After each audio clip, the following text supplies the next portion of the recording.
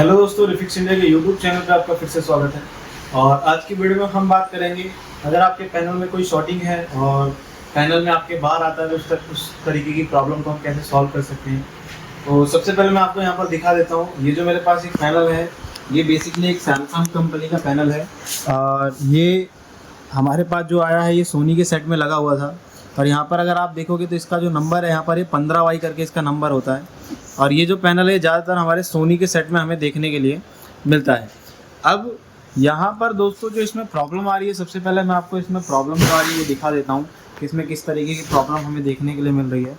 तो सबसे पहले मैं यहाँ पर सेट को ऑन कर लेता हूँ और यहाँ पर सेट को ऑन करने के बाद देखेंगे कि इसमें किस तरीके की दिक्कत आ रही है। तो यहाँ पर जैसे मैंने सेट को ऑन करा, अब यहाँ पर अगर आप देखोगे तो इसमें जो हमें प्रॉब्लम मिल रही है, हमें इसमें कुछ इस तरीके की प्रॉब्लम देखने के लिए मिल रही है। यानी कि इसमें हमें बाहर की प्रॉब्लम देखने के लिए मिलती है स्लो मोशन के साथ। और यहाँ पर अगर आप देखोगे तो ये जो स्लो मोशन है और इसमें अभी हमें जो स्लो मोशन है मूव करता हुआ दिखेगा। रीज़न ये है कि अब इसमें शॉर्टिंग भी हो सकती है और इसमें कॉफ बर्न भी हो सकती है। लेकिन अभी मैंने इसको फिजिकली चेक कर लिया है, फिजिकली इसमें कोई डैमेज नहीं है, यानी कॉफ आपकी बिल्कुल ओके है। तो अब देखते हैं हमें इसमें क्या क्या चीज़ चेक करना है। हो सकता है इसमें सीके भी आपके शॉर्ट हो, क्योंकि ये जो पैनल है हमारे पास ये एक GIP पैनल है। तो सबसे पहले आप यहाँ पर देखोगे मल्टीमीटर है। इस मल्टीमीटर को आपको रखना है सीधा DC टू DC की रेंज पे। अब DC वोल्ट की रेंज पे रखने के बाद सबसे पहले आपको मल्टीमीटर का एक पॉइंट जो है इसको ग्राउंड पे लगा लेना। तो मैं मदरबोर्ड के ग्राउंड पे इसको लगा देता हूँ ताकि उसको आसानी से चेक कर पाएँ। तो एक प्रॉप जो है मैंने मदरबोर्ड के ग्राउंड पे लगा दी और दूसरी प्रॉप से मैं यहाँ पर सारी वोल्टेज चेक करूँगा। सबसे पहली जो वोल्टेज है 12 वोल्ट की सप्लाई आनी चाहिए। तो आप अगर यहाँ देखोगे तो ये 12 वोल्ट की सप्लाई है जो बिल्कुल परफेक्ट तरीके से मुझे यहाँ पर देखने के लिए मिल रही है। अब दोस्तों यहाँ पर 12 वोल्ट की सप्लाई अगर हमें मिल रही है तो 12 वोल्ट फ्यूज़ के आउटपुट में भी मिलेगी। तो 12 वोल्ट अगर आप देखोगे तो फ्यूज़ के आउटपुट में भी बिल्कुल परफेक्ट तरीके से मिल रही है। अब ये 12 वोल्ट आने के बाद यहाँ पर हम आगे अगर चेक करते हैं तो आगे अगर आप देखोगे तो यहाँ पर हमारा DC टू DC सर्किट है। और यहाँ पर आप देखोगे तो ये एक सर्किट है जिसको हम बोलते हैं यहाँ पर लेवल शिफ्टर, यानी कि ये हमारी लेवल शिफ्टर IC है। और ये हमारी एक DC टू DC IC, इसके पास एक ROM IC है। और यहाँ पर अगर आप देखोगे तो एक हमारे पास यहाँ पर टीकॉन IC लगी हुई है। अभी तो जो यहाँ पर टीकॉन IC लगी है दोस्तों, ये जो टीकॉन IC होती है ये आपकी एक बॉल IC होती है, यानी बेसिकली एक पेस्टेड IC है और ये एक बॉल IC होती है। अब यहाँ पर क्या है, ये जो बॉल IC है अगर ये ख़राब हो जाती है तो इस कंडीशन में आपको स्केलर को रिप्लेस करना होता है, क्योंकि ये IC रिप्लेस करना थोड़ा पॉसिबल नहीं होता है। अब यहाँ पर सबसे पहली जो वोल्टेज हम चेक करेंगे वो यहाँ पर 3.3 वोल्ट की सप्लाई चेक करेंगे। तो यहाँ पर 3.3 वोल्ट आप किसी भी PF पे चेक कर लोगे तो आप यहाँ पर देखोगे मुझे यहाँ पर 3.3 वोल्ट मिल रही है। क्योंकि 12 वोल्ट जैसे ही आपके DC टू DC IC में जाते हैं तो DC टू DC IC का काम सबसे पहला होता है यहाँ पर एक 3.3 वोल्ट की सप्लाई को आउटपुट करना। अब जैसे ही यहाँ पर 3.3 वोल्ट आपकी आउटपुट में बनती है तो ये 3 वोल्ट आपकी ROM IC की पिन नंबर 8 पे भी जाती है। तो ROM IC की पिन नंबर 8 पे अगर मैं चेक करता हूँ तो यहाँ पर अगर आप देखोगे तो ROM IC की पिन नंबर 8 पे भी 3.3 वोल्ट आ रहे हैं। अब दोस्तों इसके अंदर होता क्या है, एक ROM यहाँ पर लगी है, एक ROM यहाँ पर लगी है। अब एक ROM यहाँ पर क्यों लगी है, क्योंकि ये सोनी में लग के आता है पैनल। सोनी में एक पैनल ID लगी होती है। तो इसकी भी 8 नंबर पिन पे अगर हम देखते हैं तो 8 नंबर पिन पे देख लेते हैं हमें क्या वोल्टेज मिल रही है। तो इसकी 8 नंबर पिन देख लेते हैं। क्योंकि पिनें बहुत छोटी है तो बहुत सावधानी से चेक करना होता है हमें कि आपस में जो पिनें हैं वो कहीं शॉर्ट ना हो। तो यहाँ पर अगर आप देखोगे तो इसकी पिन नंबर 8 पे हमें यहाँ पर 3.3 वोल्ट मिल रही है। अब इसकी पिन नंबर 8 कैसे पता है, यहाँ पर अगर आप देखोगे तो IC के ऊपर यहाँ पर हमें ये डॉट मिलता है। इस डॉट की वजह से हमें पता चलता है IC की पिन नंबर 8 कौन सी है। अब दोस्तों होता क्या है कि जैसे ही इन दोनों को वोल्टेज मिलता है और आपकी जो ROM IC है जो टीकॉन IC है, इस टीकॉन IC को चलने के लिए एक वोल्टेज और चाहिए जिसको हम बोलते हैं यहाँ पर 1.8 या 1.7 वोल्टेज के समथिंग होता है। तो यहाँ पर अगर आप देखोगे 1.8 वोल्ट आपकी बिल्कुल परफेक्ट तरीके से देखने के लिए यहाँ पर मिल रही है। अगर यहाँ पर ये 1.8 वोल्ट आपको परफेक्ट तरीके से मिल रही है, यानी इस टीकॉन की रिक्वायरमेंट तो पूरी हो रही है। अब टीकॉन की रिक्वायरमेंट अगर हमारी पूरी है तो टीकॉन IC एक इनेबल वोल्टेज भेजती है जो कि हमारी DC टू DC IC को जाते हैं। अब ये जो DC टू DC IC को इनेबल वोल्टेज जाते हैं, इससे क्या होता है कि आपकी जो DC टू DC IC है अलग अलग वोल्टेज जनरेट करती है।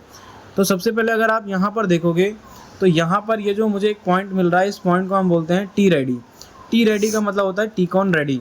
अब यहाँ पर टीकॉन रेडी पे हमें जो वोल्टेज मिलना चाहिए वो 3.3 वोल्ट मिलना चाहिए। अगर आप यहाँ पर देखोगे तो टी रेडी पे मुझे यहाँ पर 3 वोल्ट की सप्लाई मिल रही है। इसका मतलब कि यहाँ पर जो 3 वोल्ट की सप्लाई है वो DCIC को इनेबल करने के लिए आ रही है। और DCIC को इनेबल करने से क्या होगा, सबसे पहले जो यहाँ पर एक वोल्टेज बूस्ट होगी, इस वोल्टेज को हम बोलते हैं AVDD। तो अगर आप यहाँ पर देखोगे AVDD कितनी वोल्टेज है, अगर हम देखते हैं थोड़ा सा यहाँ पर जूम करो, आप देखोगे तो AVDD 17 वोल्ट है। तो यहाँ पर अगर मैं चेक करता हूँ तो आप यहाँ पर देख सकते हो AVDD की जो वोल्टेज है 17 वोल्टेज है। बेसिकली क्या होता है, सैमसंग के जितने ज़्यादातर जो पैनल आते हैं वो सैमसंग कंपनी पैनल के ऊपर मेंशन रखती है किसमें कितनी वोल्टेज बनेगी, यानी VGH, VGL, AVDD, HAVDD कितनी वोल्टेज बनेगी। तो यहाँ पर देखोगे इसमें एक वोल्टेज और बनती है, तो इसको भी हम चेक कर लेते हैं। यहाँ पर एक वोल्टेज तैयार होती है जिसको हम बोलते हैं HAVDD, जो कि हमारी 8 वोल्ट के अराउंड होती है। तो यहाँ पर अगर हम देखते हैं तो इसको देख लेते हैं कितनी वोल्टेज है। तो यहाँ पर ये हमारी बन रही है AVDD, और यहाँ पर देखोगे तो यहाँ लिखा हुआ है HAVDD। अगर HAVDD देखोगे तो यहाँ पर 8.5 वोल्ट है। तो यहाँ पर अगर मैं चेक करता हूँ तो यहाँ पर अगर आप देखोगे इसमें भी 8.5 वोल्ट हमें मिल रहा है, यानी ये वोल्टेज भी हमारी बिल्कुल परफेक्ट तरीके से बन रही है। HAVDD अगर ये वोल्टेज बन रही है तो फिर आगे आते हैं। आगे अगर आप देखोगे तो यहाँ पर क्या है कि हमें जो IC देखने के लिए मिल रही है हमारी लेवल शिफ्टर IC है। अब लेवल शिफ्टर IC जो है, इस लेवल शिफ्टर IC को अगर हमें चेक करना है तो सबसे पहले अगर आप देखोगे यहाँ पर ये जो इनपुट वोल्टेज लेती है ये Vion लिखा है। Vion का मतलब होता है VGH। तो Vion पे अगर मैं चेक करता हूँ तो मुझे यहाँ पर 28 वोल्ट की सप्लाई बिल्कुल परफेक्ट तरीके से मिल रही है। और यहाँ पर एक पॉइंट और होता है जिसको हम बोलते हैं V ऑफ। तो V ऑफ अगर हम चेक करना चाहते हैं तो दोस्तों यहाँ पर भी हम चेक कर सकते हैं। तो यहाँ पर अगर हम देखते हैं तो यहाँ पर जो वोल्टेज है वो किस पॉइंट पे मिल रही है। अगर आप यहाँ पर देखोगे तो V ऑफ जो है यानी VGL वोल्टेज जो है हमें यहाँ पर -11 अराउंड यहाँ पर मिल रही है। अब जैसे हमारी ये वोल्टेज मिल गई, यानी कि इस लेवल शिफ्टर की रिक्वायरमेंट तो पूरी हो गई, लेकिन लेवल शिफ्टर को चलने के लिए खाली वोल्टेज की ज़रूरत नहीं पड़ती। लेवल शिफ्टर को चलने के लिए यहाँ पर अगर आप देखोगे तो यहाँ पर कुछ सिग्नल मेंशन है। अब ये जो कुछ सिग्नल मेंशन है, इन सिग्नल को हम बोलते हैं STV, CPV1, CPV2, CPV3, CPV4, कुछ इस तरीके से सिग्नल होते हैं। अब यहाँ पर अगर मैं सिग्नल पे वोल्टेज चेक करूँगा तो सभी सिग्नल पे मुझे यहाँ पर जैसे CPV1 है तो CPV1 पे मुझे वोल्टेज मिलनी चाहिए 31, यानी सॉरी यहाँ पर जो हमें वोल्टेज मिल रही है वो 3.3 वोल्ट मिल रही है। तो अगर CPV2 पे चेक करूँगा तो उस पर भी 3.3 वोल्ट मिलेगी। तो यहाँ पर देखोगे 3.15 यहाँ भी मिल रही है। CPV3 पे चेक करूँगा तो यहाँ भी 3.15 मिल रही है, ये भी वोल्टेज ओके है। अब यहाँ पर अगर चेक करता हूँ तो यहाँ पर भी हमारी ये वोल्टेज ओके है। और ये वोल्टेज सारी ओके होने के बाद अगर हमारी ये सारी वोल्टेज ओके बन रही है, अब ओके वोल्टेज होने के बाद ये वोल्टेज कहाँ से आते हैं हमारे, ये आते हैं सीधा टीकॉन IC से। अब टीकॉन IC से आते हैं किसके लिए, लेवल शिफ्टर IC के लिए। लेवल शिफ्टर IC अगर आपके गेट सिग्नल जनरेट करती है तो अगर आप यहाँ पर देखोगे तो यहाँ पर कुछ गेट सिग्नल मेंशन करे हैं कंपनी ने। अब ये गेट सिग्नल कैसे है पहले हम इसको देख लेते हैं। अगर आप यहाँ देखोगे तो इस पर लिखा हुआ जैसे CKV1, CKV2, CKV3, CKV4, फिर CKV-B1, CKV-B2, CKV-B3, CKV-B4, यानी ये कुछ ट्रैक है और लास्ट में यहाँ पर एक ट्रैक है STVP। तो दोस्तों यहाँ पर जो आपकी वोल्टेज बननी चाहिए इसको अगर हम चेक करते हैं तो आप देख सकते हो यहाँ पर CKV1 पे अगर मैं चेक करता हूँ तो मुझे 8 वोल्ट की सप्लाई मिल रही है। और अगर मैं यहाँ पर CKV2 पे चेक करता हूँ तो मुझे यहाँ पर अब 8 वोल्ट की सप्लाई मिल रही है और ये पॉजिटिव वोल्टेज है, एक भी वोल्टेज मेरी यहाँ पर नेगेटिव नहीं है। अगर यहाँ पर देखोगे तो यहाँ पर जो वोल्टेज मिल रही है मुझे ये भी 8 वोल्ट की सप्लाई मिल रही है। और यहाँ पर अगर आप देखोगे तो यहाँ पर भी मुझे 8 वोल्ट की सप्लाई मिल रही है। और ये हमारा CKV-B3 है, यहाँ पर भी अगर आप देखोगे तो यहाँ पर भी हमारा सेम वोल्टेज है। और अभी अगर यहाँ पर सारे CKV पे हमारे सही वोल्टेज बन रहे हैं तो यहाँ पर अगर दोस्तों आप देखोगे तो एक सिग्नल और आता है जिसको हम बोलते हैं STVP। अब ये जो STVP होता है, ये STVP होता है आपका VGL वोल्टेज, यानी कि बेसिकली ये जितने आपके VGL जा रहे हैं, जैसे अभी मान के चलो मैंने आपको चेक करा के दिखाया, यहाँ पर जो VGL बन रहा है ये बन रहा है आपका -11। अब इतने ही वोल्टेज STVP पे आपको मिलने चाहिए। अगर STVP पे आपको इतने ही वोल्टेज नहीं मिल रहे तो यानी आपकी जो IC है ये ख़राब हो सकती है, क्योंकि STV से STVP बनाकर ये IC आपके पैनल को देती है। अगर यहाँ पर ये आईसी ख़राब हुई तो इस आईसी को रिप्लेस करना भी पड़ सकता है। लेकिन यहाँ पर अभी जो मुझे कंडीशन मिल रही है, अगर मैं STVP पे चेक करता हूँ तो यहाँ पर अगर आप देखोगे तो मुझे यहाँ पर -10 वोल्ट की सप्लाई मिल रही है, और STVP पे जबकि हमारे 11 वोल्ट होने चाहिए थे, क्योंकि VGL जो हमारा है 11 वोल्ट है। तो यहाँ पर अगर मैं इस आईसी की, यानी इस आईसी की डाटा शीट के अकॉर्डिंग अगर हम चेक करते हैं तो इस आईसी की डाटा शीट के अकॉर्डिंग इसकी पिन नंबर 18 से हमारे STVP आउट होते हैं। अगर STVP मैं चेक करता हूँ तो पिन नंबर 18 पे अगर हम देखते हैं कि STVP कितने आ रहे हैं, तो यहाँ से हम देखेंगे, इसको चेक करेंगे बहुत बारीकी से। तो आप देखोगे यहाँ पर पिन नंबर 18 पे मेरे 11 वोल्टेज मिल रहे हैं जो कि माइनस में है। लेकिन यहाँ पर अगर मैं STVP चेक करता हूँ कॉफ के पास, तो यहाँ पर अगर आप देखोगे मुझे जो वोल्टेज मिल रहे हैं ये मुझे 10 वोल्ट मिल रहे हैं, यानी कहीं ना कहीं ये वोल्टेज मुझे यहाँ पर कम देखने के लिए मिल रही है।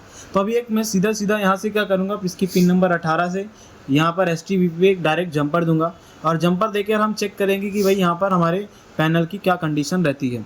क्योंकि ये पैनल काफ़ी रस्टेड है, तो हो सकता है इसमें इंटरनल ट्रैक ब्रेक हो या कुछ भी हो सकता है, या ये आईसी ख़राब भी हो सकती है। तो यहाँ पर अभी हम चेक करते हैं, अगर वोल्टेज देने पर ड्रॉप होता है तो हो सकता है दिक्कत आपकी इस कॉफ में भी, कॉफ शॉर्ट होती है तब भी इस तरीके की दिक्कत आती है। तो यहाँ पर अभी हम वोल्टेज देते हैं और जंपर देते हैं। जंपर देने के बाद फिर मैं आपको दिखाता हूँ। तो अगर आप यहाँ पर देखोगे तो मैंने एक जंपर ज्वाइन करा है, और ये जो जंपर है मैंने पिन नंबर 18 से डायरेक्ट STVP पे दिया है, जो कि हमारी ये लेवल शिफ्टर आईसी से हमने डायरेक्ट यहाँ पर एक ट्रैक को ज्वाइन करा है। अब यहाँ पर दोस्तों अगर हम इसकी वोल्टेज चेक करते हैं तो उसको मैं सबसे पहले ऑन कर लेता हूँ, और ऑन करने के बाद अभी हम देखते हैं कि इसकी क्या कंडीशन रहती है। अगर कंडीशन सेम हुई तो हमें आईसी को भी रिप्लेस करना पड़ सकता है। तो सबसे पहले इसको हम चेक करते हैं। तो यहाँ पर मैंने सेट को ऑन करा, और सेट को ऑन करने पे अगर मैं यहाँ पर वोल्टेज चेक करता हूँ तो अगर आप यहाँ पर देखोगे जो वोल्टेज है ये 11 माइनस वोल्टेज मिल रही है, यानी ये वोल्टेज बिल्कुल परफेक्ट तरीके से। और यहाँ पर अगर आप देखोगे तभी जो हमारा पैनल है, ये पैनल बिल्कुल परफेक्ट तरीके से ऑन हो चुका है। इसमें अभी मेरी जो पिक्चर है वो परफेक्ट बन रही है। तो इस तरीके से दोस्तों आप भी किसी भी पैनल को आसान तरीके से रिपेयर कर सकते हैं। अगर आपको वीडियो पसंद आई हो तो वीडियो को लाइक करें, शेयर करें और चैनल को सब्सक्राइब जरूर करें।